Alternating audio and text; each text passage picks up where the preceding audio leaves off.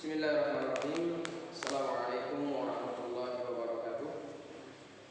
Alhamdulillah wa syukurillah wassalatu ala rasulillah alladzi la nabiyya ba'dah. Allahumma salli wa sallim ala sayyidina Muhammad wa ala alihi wa ashabihi wa dhurriyyatihi wa man tabi'ahum bi ihsan ila yaumiddin. Rabbi israh lana sudurana wa yassir lana umurana wa yafqahu qawlana. Subhanaka la ilma lana illa ma 'allamtana innaka antal alimul hakim. Teman-teman yang senantiasa dirahmati Allah Subhanahu wa taala. Alhamdulillah, pada kesempatan kali ini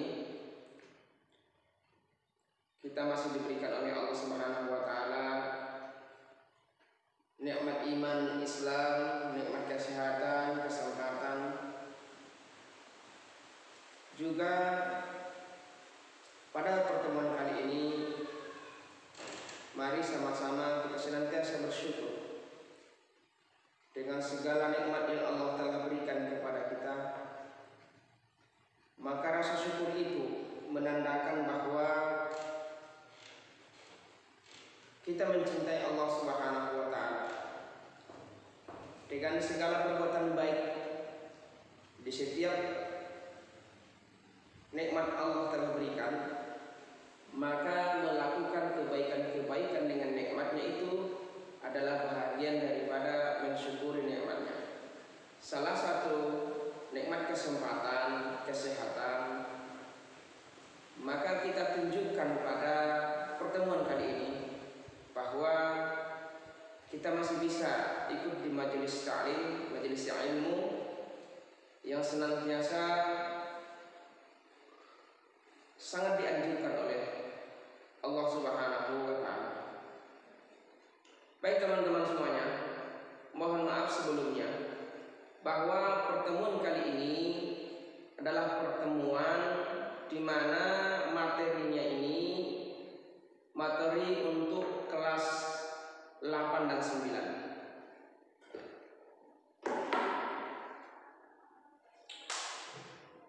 Materi kita pada pertemuan kali ini adalah materi di mana materi ini digabung antara kelas 8 dan kelas 9. Kenapa mesti digabung? Melihat daripada kondisi teman-teman yang minggu yang lalu atau minggu-minggu sebelumnya, bahwa di kalangan teman-teman masih ada yang bertanya atau yang masih belum paham sama sekali kadang-kadang posisi antara isim dan fi'il. Posisi apa sih yang dibahas di bahasa Arab ini gitu. Kemudian masih ada juga yang masih bingung terkait dengan pemisahan antara nahwu dengan sharaf.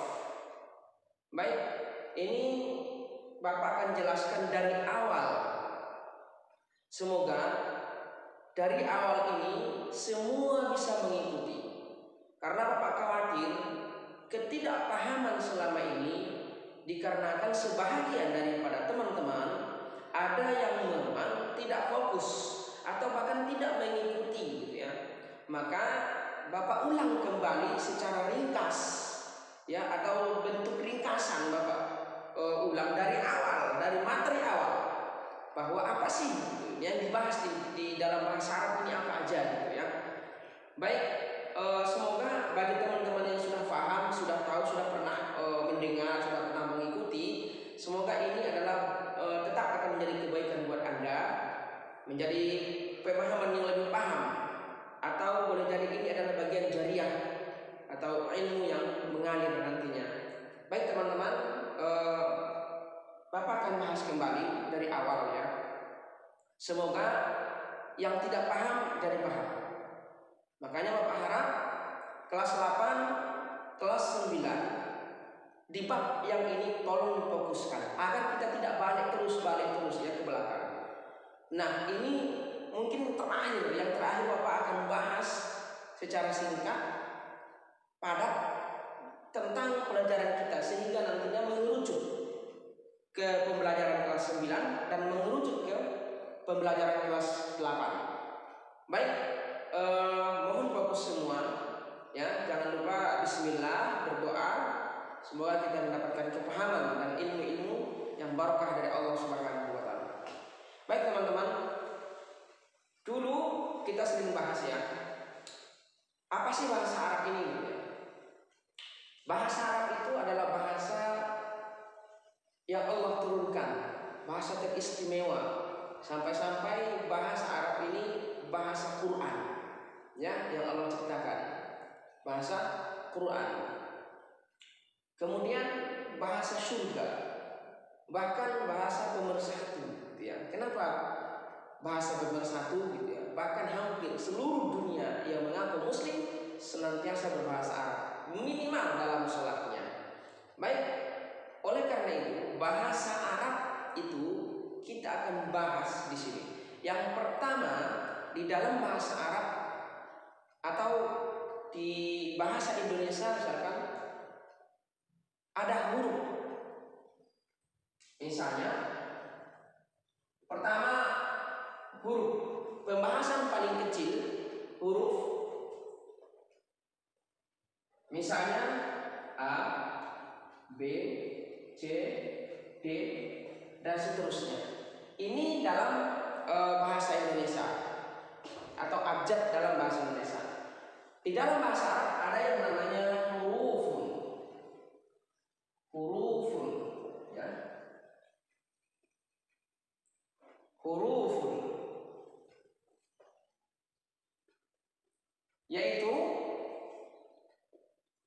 A, Ba, Ta, Sa dan seterusnya.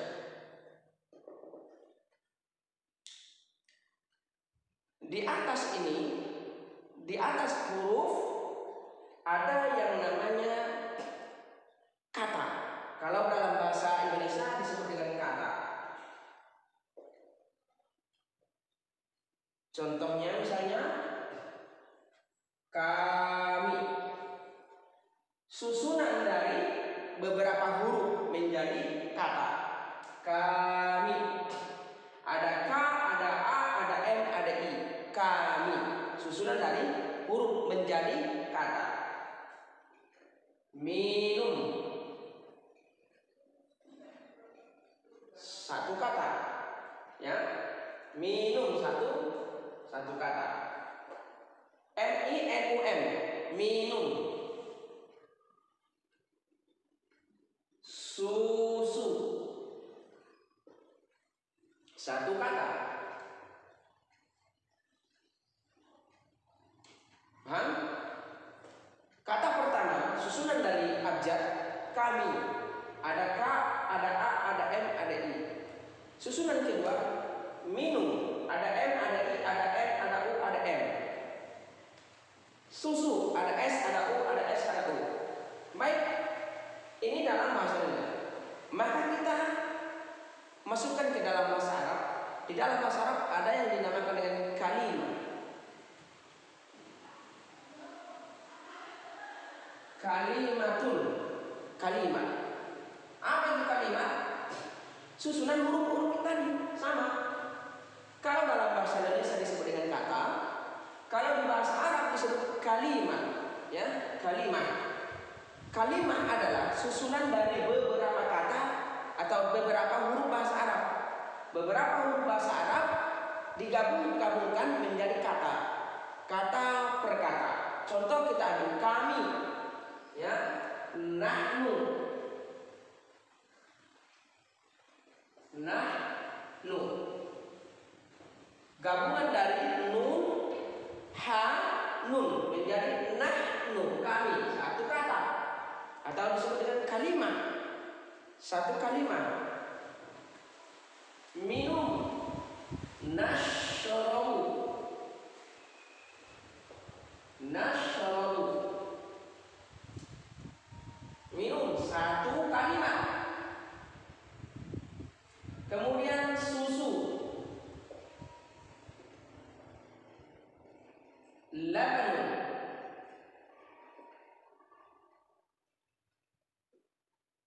Labanun, susu. Satu kalimat. Dalam bahasa Indonesia, kata susunan dari beberapa huruf. Di dalam bahasa Arab, kalimat adalah susunan dari beberapa huruf. Ya, alif, ba, ta, dan seterusnya. Maka potongan-potongan ini disebut dengan kalimah. Maka jika disatukan, jika digabungkan, misalnya kami minum susu, nahnu nashrabu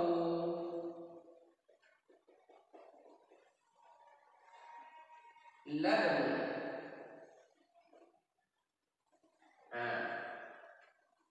Ya, maka kalimat yang ini, kata kalimat-kalimat ini, susunan daripada kalimat-kalimat ini, ya, ini sudah terdiri dari 3 kalimat. Kalimat nahnu, kalimat nashrabu, dan kalimat labanun. Digabung, maka susunan kalimat per kalimat ini disebut dengan, dalam bahasa Arab,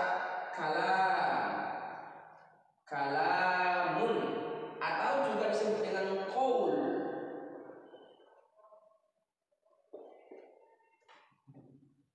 Ada yang mengatakan kalam, ada yang menyatakan qaul, sama saja ya. Baik, di dalam bahasa Arab pembahasan kita sebenarnya sekian banyak bahasa Arab, ribuan bahasa Arab, jutaan bahasa Arab, triliunan bahasa Arab. Maka pembahasannya itu dari kalimat. Ya, yang dibahas itu apa? Sebelum menjadi kalam, yaitu kalimat. Nahnu kalimat apa? Nashrabu kalimat apa? Labanun kalimat apa? Ini yang dibahas di dalam pembahasan bahasa Arab.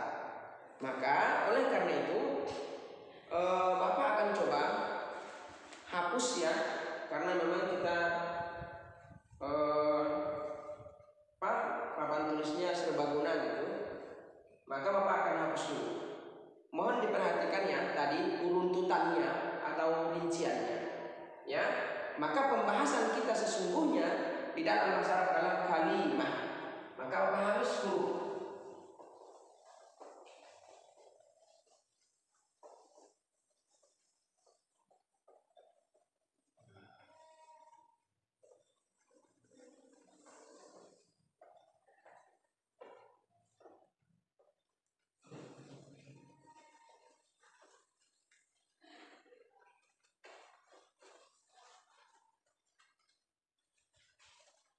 Baik teman-teman, karena di dalam bahasa Arab yang dibahas dalam bahasa Arab itu adalah kalimah, ya, maka Bapak akan buat ketika berbicara tentang kalimah, kalian mesti sadar bahwa yang kita bahas kalimah atau kata dalam bahasa Indonesia, ya, potongan-potongan kalimat yang telah menjadi satu kalam atau qaul, ya.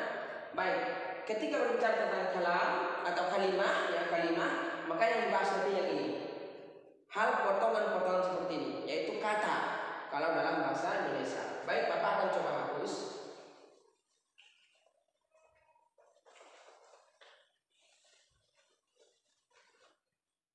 Kita akan bahas kalam atau kalimah. Kalimat, ya. Maka dalam bahasa Arab, kalimah, untuk mengetahui kalimah ini pembahasannya cuma 3. Ya. Ada yang disebut kalimah isim, ada yang disebut kalimah fi'il, ada yang disebut kalimah huruf. Jadi keseluruhan kata yang ada, ya, atau kalam di dalam bahasa Arab, kalimah-kalimah dalam bahasa Arab itu, maka tidak lari dari 3 ini. Pembahasannya selalu 3. Misalnya diambil masjidun. Atau lebih ininya kita ambil lebih mudahnya,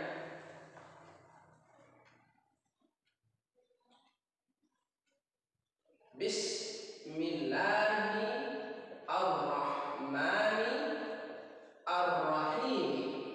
Nah, Bismillahirrahmanirrahim ini, kalimat yang ini ya sudah bagian dari kalam yang ini atau qaul yang ini sudah bagian beberapa kalimat, yaitu Bismi Allah Ar-Rahman Ar-Rahim.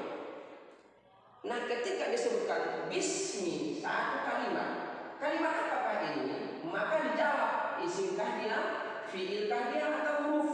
Larinya ke situ. Allah isimkah dia, fiil atau huruf. Ar-Rahman isimkah, fiil atau huruf.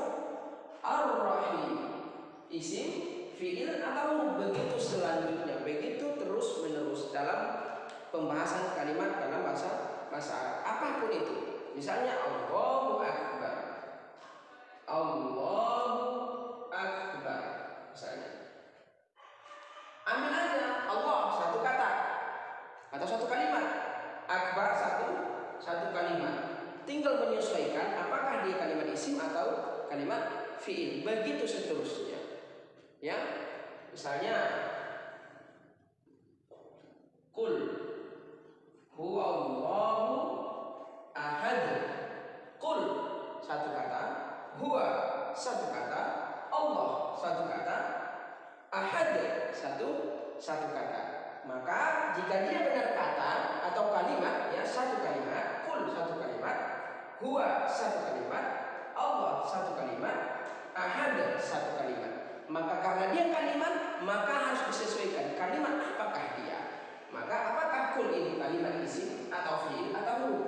Huwa kalimat isim, fiil atau huruf? Allah kalimat isim, fiil atau huruf, dan seterusnya. Nah, setiap kalam maka ditentukan dulu kalimatnya kalimat apa.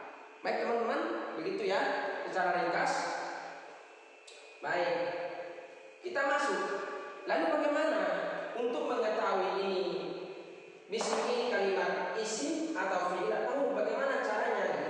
Maka kita masuk kepada bab kedua, ya, mengetahui kalimat isim, kalimat fiil dan kalimat huruf dalam setiap kalimat bahasa Arab.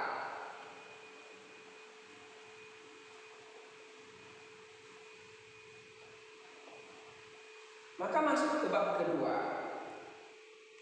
Karena dalam bahasa Arab itu kalimat itu penting, maka kita akan mencari tahu apa sih isim itu, bagaimana kita mengenalinya, dan seterusnya.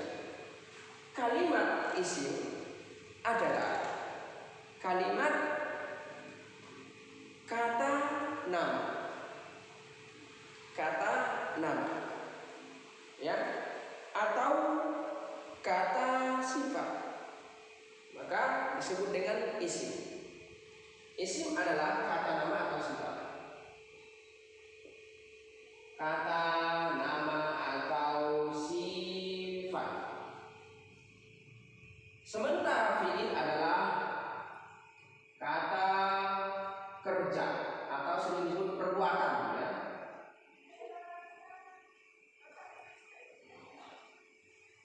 Sementara huruf adalah kata sambung.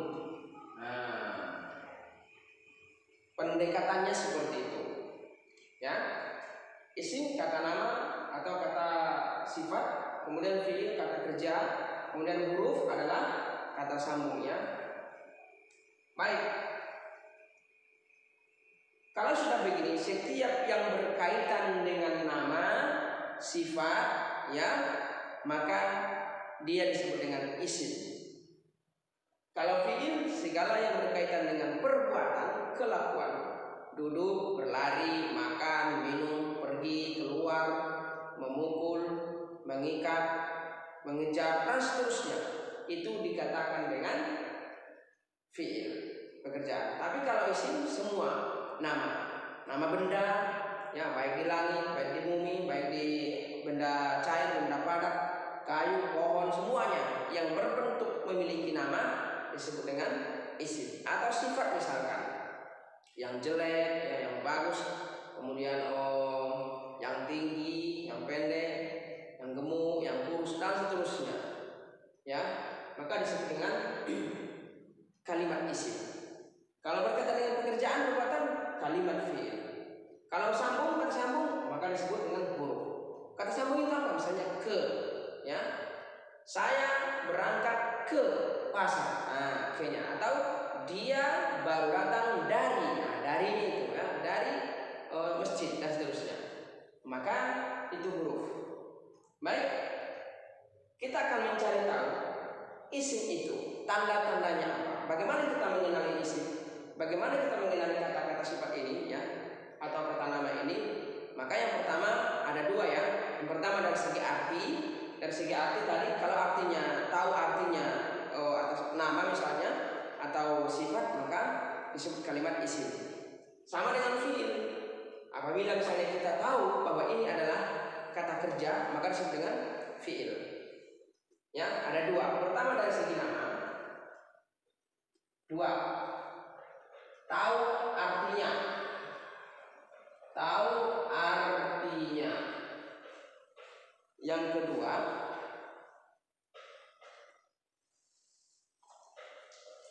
tanda-tandanya. Tanda-tandanya. Pertama dari segi tahu artinya, kedua tanda-tandanya. Sama dengan fi'il, ya. Artinya secara arti, kedua secara tanda-tandanya, ya. Pembahasan paling banyak di isim dan fi'il karena huruf satu pembahasan, ya. Baik, kalimat isim diketahui dengan pertama dengan arti.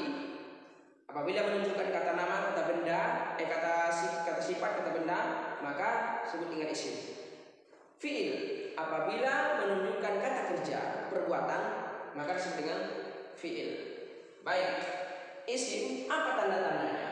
Kalau tidak tahu artinya misalkan, maka lihat dari segi tanda-tanda. Apa tanda-tandanya? Tanda-tanda isim yang pertama adalah tanwin akhirnya, ya, huruf tanwin.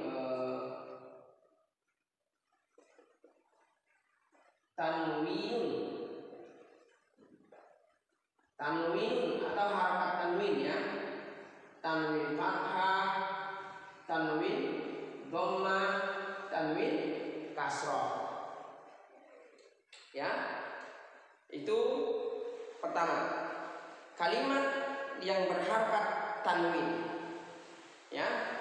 Dan isim memiliki harokat asli, yaitu tanwin dhammah. Yang kedua, alif lam al. Jika kalimat itu memiliki al atau alif lam di awalnya, maka disebut dengan kalimat isim, ya. Misalnya kita ambil masjidun atau al masjidun, ya. Ini misalnya contohnya masjidun. Yang ini al masjidun.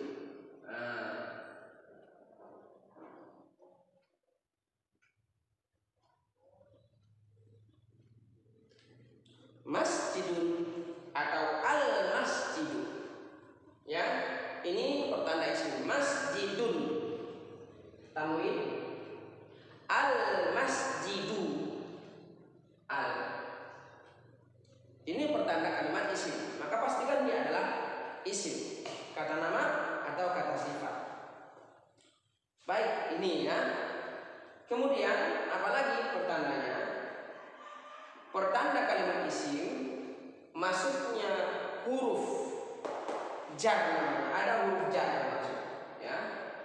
Seperti huruf jar itu min, ila, an, ala, fi, bi, dan seterusnya. Maka ini setiap kalimat-kalimat huruf, nah ya, huruf jar namanya, an, ala. Maka setelah kalimat huruf-huruf yang ini, maka bisa dipastikan dia adalah kalimat isim. Ya, minal fajri, minal fajri, minal fajri, ada min, harfu jar. Maka al fajri bisa dipastikan adalah kalimat isim. Ya. Kemudian alal qaryah, alal qaryah, alal qaryah, atau alal qaryati, ya. Maka ala karena dia adalah huruf jar, maka bisa dipastikan al qaryah ini adalah kalimat isim. Nah, seperti itu pertanda isim. Kemudian apa lagi? Adanya ma atau mi atau mu di depan kalimat itu, di awal, ya. 4 huruf dengan huruf tambahan ma, mi, mu. Contoh, ada huruf sin, jim, dal, ya, sa, ja, da, sujud. Datang ma atau mi, ya, mas, cidun, mas, cidun. Nah, maka saja tadi yang awalnya kata kerja sujud, maka berubah menjadi kata nama, yaitu masjid, tempat untuk sujud. Ya, ada tambahan ma, jadi 4, 1, 2, 3, 4 huruf jadinya, maka ini adalah isim. Ya, contoh muslimun, muslimun. Ada mu, asalnya salimah menjadi muslimun, ya. 1, 2, 3, 4 huruf. Maka ini adalah kalimat isim dan seterusnya. Ini pertanda isim yang paling sering dijumpai, ya. Selain masih ada yang lainnya, cuman ini lebih penting untuk diketahui. Baik, teman-teman, ini untuk bagian isimnya. Maka Bapak hapus karena kita akan masuk ke fiil sejenak. Ini ringkasan, ya, ringkasan tok agar kamu paham. Paham kenapa sih kita harus belajar isim? Kenapa sih kita harus belajar fiil? Baik.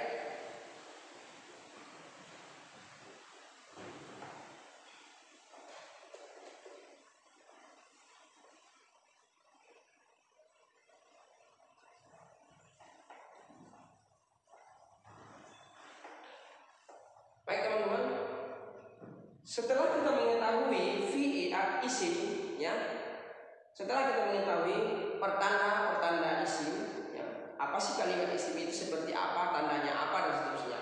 Maka kita masuk ke bab fiil. Fiil itu adalah kata kerja.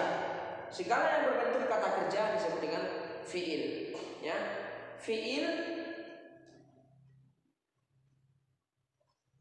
juga ada secara artinya, juga ada secara tandanya, ya. Apa tanda-tandanya? Ya. Pertanda fiil ada kalimat qad, ada kalimat sin atau sa, ada kalimat saufa, ada kalimat ta, kalimat atau huruf ta yang mati. Ya, ini bagian pertanda fiil. Kalau ada qad, maka setelah qad pasti fiil. Ini belum dibahas ya, apakah dia fiil madhi, fiil mudhari atau fiil amar, belum. Untuk mengetahui dia kalimat isim atau fiil, itu ada dulu. Setelah huruf qad, dia adalah fiil. Kemudian sin atau sa. Setelah kalimat sa, dia kalimat fiil. Saufa. Setelah saufa, kalimat fiil. Baik. Khusus untuk ta, ta ini di akhir, bukan di awal. Ya, contoh dari qad. Qad qama. Sudah ada qad. Qad qama.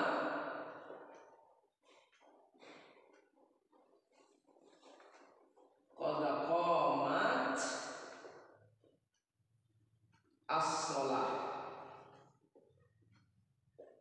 Ya. Qad qamatis shalah. Ya, ada qad, maka qama adalah fiil.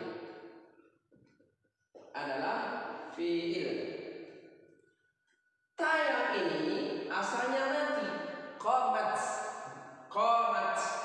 Ta yang ini berarti qa ini dua pertanda buatnya. Satu pertanda masuknya huruf qad, pertanda kedua adanya di akhir ta yang mati. Jadi dia dua pertanda. Qamat, ya, baru as-shalah. Ya, kalimat isim tahu dari mana? Ada alif lam. Baik, begitu teman-teman. Sin misalnya sa, saya pulus sufaha, ya, saya pulu as-sufaha.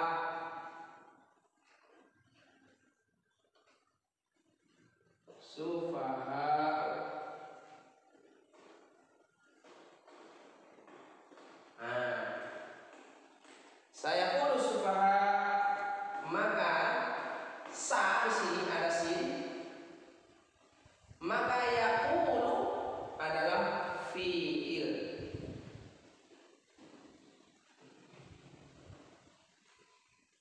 Begitu ya, untuk mencari pertanda fiil. Tetapi kita belum masuk apakah dia fiil madhi, fiil mudhari, fiil amar. Yang jelas dia kita deteksi bahwa dia adalah fiil. Saufa ta'lamun, ya. Saufa ta'lamun.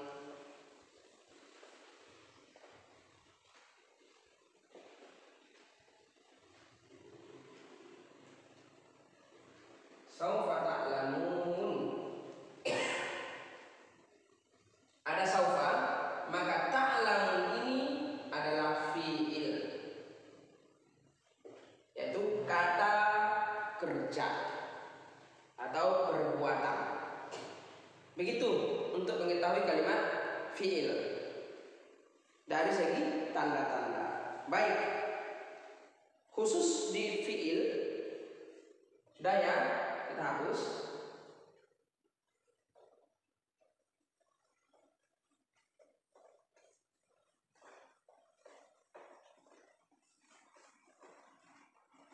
Khusus di fiil langsung kita bagi bahwa fiil itu terdiri dari 3. Fiil terdiri dari 3. Ada fiil madhi,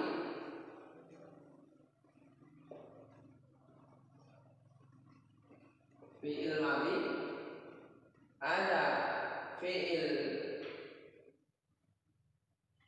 mudhari,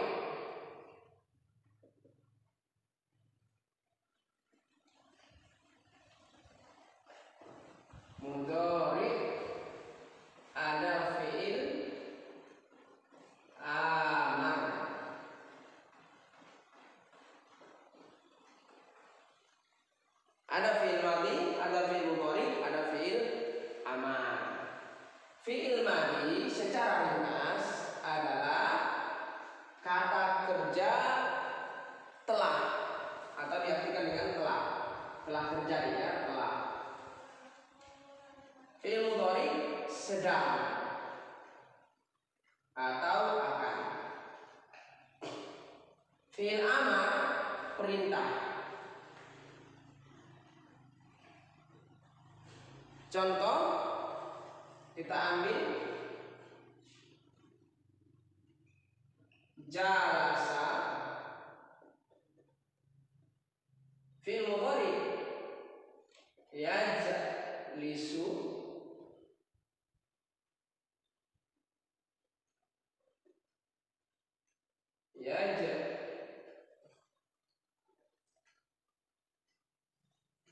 yajlisu, fi'il amarnya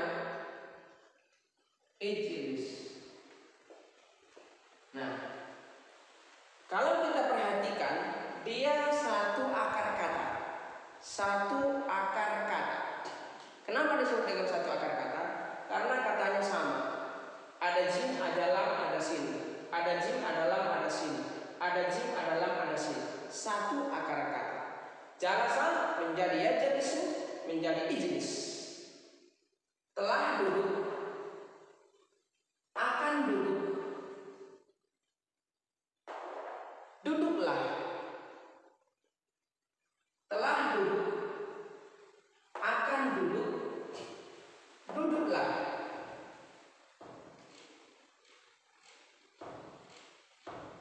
Kharaja, keluar.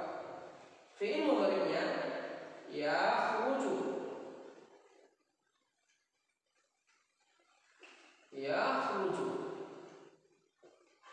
Fi'il amarnya ukhruj, ukhruj. Telah keluar, akan keluar, keluarlah. Begitu seterusnya ya. Lalu apa perbedaannya? Pertanda fi'il madhi 3 huruf ya. Pertanda fi'il mudhari selalu ada tambahan di awal fi'il madhi ya. Kalau sudah ada tambahannya yaitu alif, nun, ya, ta di awal kalimat ini pada dasarnya adalah kalimat fi'il madhi. Kenapa? Sama kalimatnya, cuman ada ya di awalnya. Ya, pada dasarnya dia fi'il madhi. Karena ada tambahan ya, maka berubah menjadi fi'il mudhari. Berarti sedang. Ya. Nah, begitu. Ada tambahan alif atau nun atau ya atau ta. Salah satu di sini kalau ada di awal maka dia sudah berubah menjadi fi'il mudhari. Sementara fi'il amar kebiasaannya ada hamzah, hamzah alif di awal, kemudian akhirnya huruf terakhir disukunkan. Huruf terakhir disukunkan. Kalau fi'il mudhari huruf pertamanya disukunkan setelah masuk huruf tambahan ya. Masuk huruf tambahan maka huruf pertama dari fi'il dimatikan. Huruf terakhir dari fi'ilnya didomahkan. Baik, ini secara ringkas apa itu isim, apa itu fi'il, apa itu kalimat ya. Pembahasan dalam bahasa Arab tentang kalimat. Seberapa banyak bahasa Arab itu? 1000, 1 juta, triliunan dan seterusnya kalimat-kalimat dalam bahasa Arab. Maka semuanya bertumpu pada kalimat isim atau kalimat fi'il atau huruf. Baik, demikian secara ringkas yang Bapak sampaikan. Semoga teman-teman tidak terlalu banyak lagi pertanyaan mengenai di sini ya. Apa itu kalimat isim, apa pertanda-pertandanya, apa itu kalimat fi'il, apa itu pertanda-pertandanya. Begitu ya. Semoga dengan perjumpaan yang singkat ini bisa memahami kembali dari awal. Karena nanti kita ujung-ujungnya pasti ke pembelajaran yang sudah kita pelajari kemarin ya. Masuknya ke isim nanti ada beberapa isimnya, ada isim yang mabni, ada yang isim mu'raf kalau untuk kelas 9. Kemudian nanti di fi'il larinya kemana gitu ya, ke tasrif dan seterusnya. Tasrif tentang dhamir, dengan tasrif fi'il madhi, fi'il waris dan seterusnya. Baik, inilah teman-teman sebahagian pembahasan ringkas. Saya sudahi dengan banyak terima kasih kepada teman-teman yang sudah bertanya, yang sudah mau mengulang kembali. Semoga semakin bermanfaat. Nasallallahu alaihi wa sallam. Assalamualaikum warahmatullahi wabarakatuh.